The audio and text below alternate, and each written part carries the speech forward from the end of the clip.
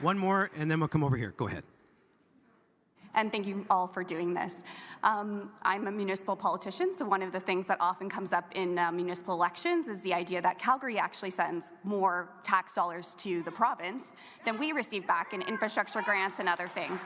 And I'll just push back. I actually don't think that's a bad thing. If you have in a situation in a society, you often end up giving more, so that, you know, I don't want a kid who's in Olds to not have as good of education as a kid in Calgary.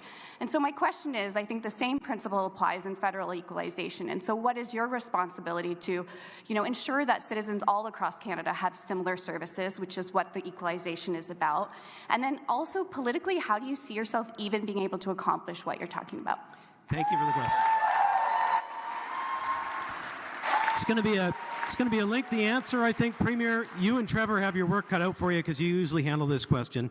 If you didn't get to the mic, by the way, don't fret. We'll get you back at the end. We've got some time at the end for an open session. So, but that's where I have to cut this topic to get to the other ones. Okay, so I'll ask you to take a seat, and Premier, you and Trevor can try and answer those questions. There's a lot of them there. I would say, I mean, we heard the same thing in in northern Alberta that was just expressed at the mic, and I suppose you could make that argument.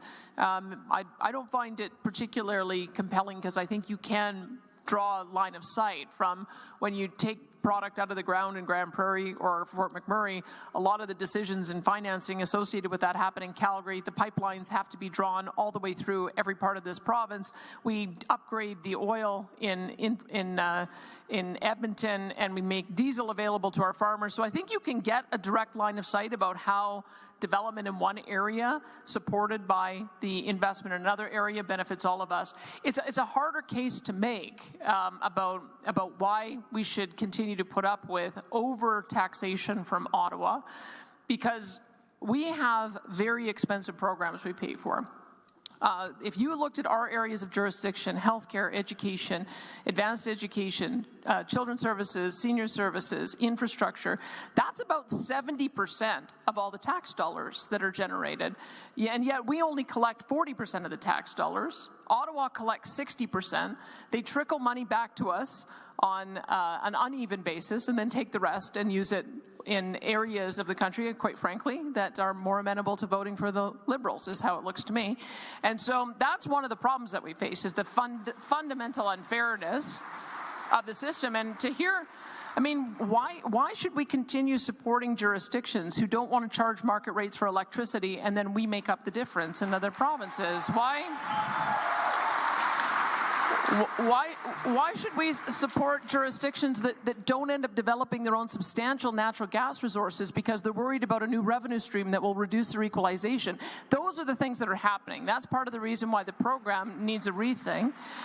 I think that answers both of those questions, or the last three questions that were asked in maybe a bit of a different way.